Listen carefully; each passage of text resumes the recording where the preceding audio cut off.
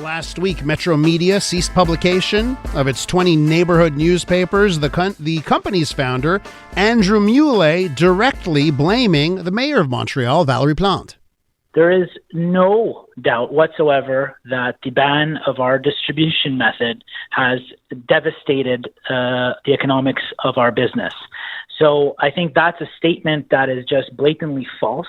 And in that economic transparency report, and the way it was explained to my employees and the way it was explained to everyone, it is absolutely clear that the city's ban on Publisac is the primary and only reason really that we find ourselves in financial difficulties today. Muley and his team are now getting support from another community publication. Editor-in-chief of the Suburban newspaper group says that Mayor Valérie Plante is wrong on the realities facing local media. Beryl Wajsman's in studio, editor-in-chief of the Suburban.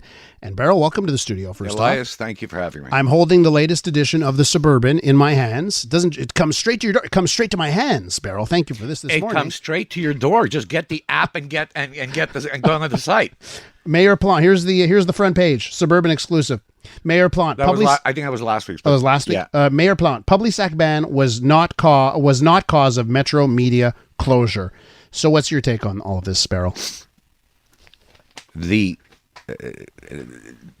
statement that you made was it was financing, not distribution. Well, the distribution affects financing of everybody. Yeah. But in 4 years of writing about this, the public has to know the following: Montreal is, particularly non-Francophone Montreal, which as of the Burke administration's 50.3% of the island is non-Francophone de souche, is becoming a news desert. And you know what? Politicians may like that.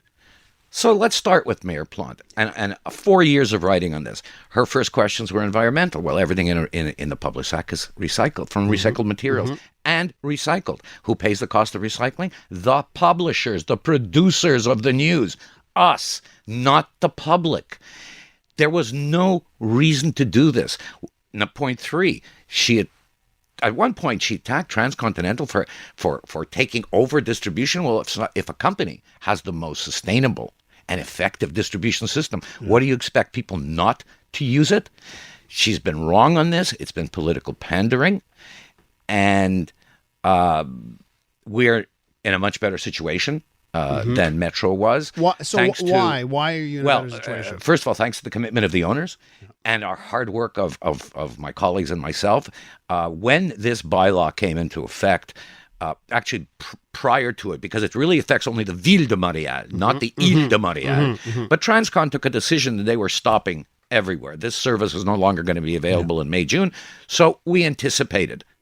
And we went from 150 depots to almost 1,000. We are now available in more places than we ever were across the island. We're back in Vaudreuil.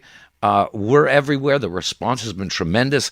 And as I said, we're still delivering door to door. Get the Suburban app, either on Google Play or on Apple. It's got push notifications, breaking news. But this problem of news started really several years ago when the provincial government, and this should concern your listeners, the provincial government, this is bread and butter stuff. This isn't fancy theory. The provincial government said to all municipalities and all governments, they changed the law. The law used to be you made a new piece of legislation, you got a new bylaw, you got to put it into hard copy. Oh, and then why into hard copy? They didn't have any deals with the newspapers because somebody who reads takes a hard copy in their hands.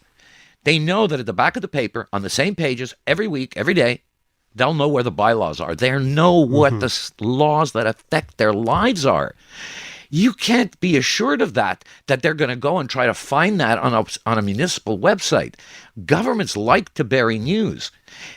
The public was the loser for that. So yes, that had a financial component to the papers, but the main thing was the public doesn't get the information. Second thing, hard copy. Personally, it's really nice to see the racks, and I'll tell you why. You can't depend on people going and reading on digital platforms what the news is. Yeah, they might go for entertainment. They might go to see sports scores. And the platforms, if it's especially the social media platforms, they could just say, you know what, we don't want to give news. We'll give cat videos. But even websites. Yeah.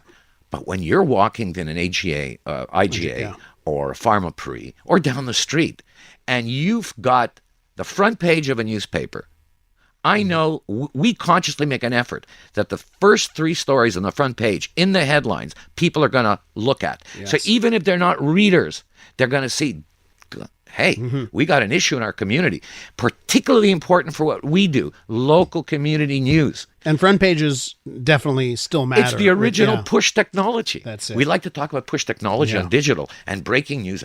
That's push technology. Oh, absolutely. No, It's you're so subliminal. right. The push notification is the old headline. Yes. Right?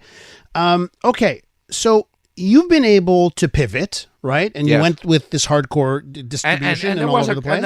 And there were butterflies for a couple of months, but it's very gratifying. What happened? Could Metro Media have done the same thing? I'm not speaking for another organization. Yeah. I'm very proud of the commitment of the owner of the Suburban.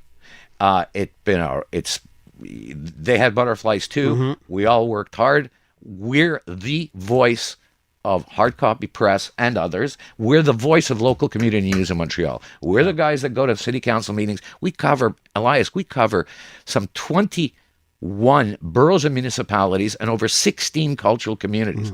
I mean, just this weekend, we had the 5,000 person Tamil gathering and the 4,000 person India Day celebration in Park Extension. We're everywhere. The decision that you mentioned of the provincial government, where they said you no longer have to post the public notices in print, was that the current CAQ government or the government before that? When did that happen?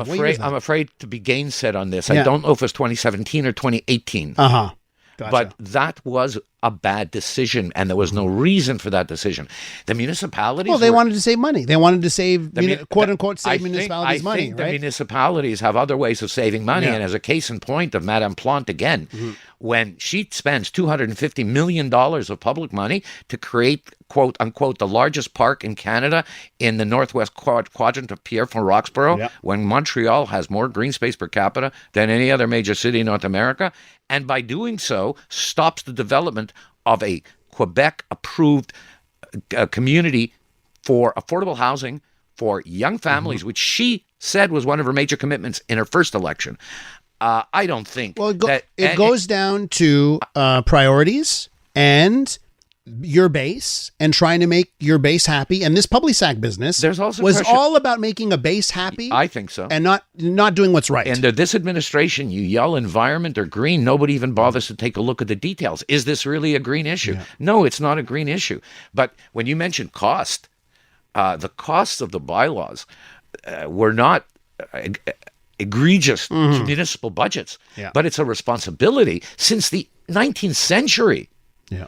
Because people in public service did not run between the raindrops all the time. Yeah. There was a feeling of noblesse oblige. There was a feeling of responsibility, and people have to have the information, and they knew where it was. Before I have to let you go, I just want to know how C18, the federal legislation on how tech giants have to handle the media, has that been affecting the Suburban? Look, it affects us like everybody else, but we can't measure it yet. We obviously would like to be able to post links and everything else, but we're sort of a pox on both your houses on C18. We're not terribly thrilled with C18. We're certainly not thrilled with Facebook's reaction.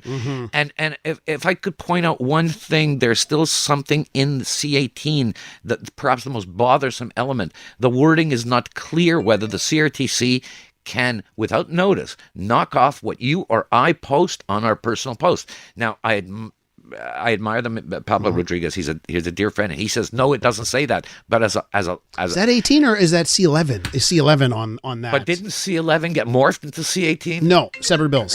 Oops, get your iPhone, and then we're out of time. So, Beryl, thanks very much Elias, for coming thank you.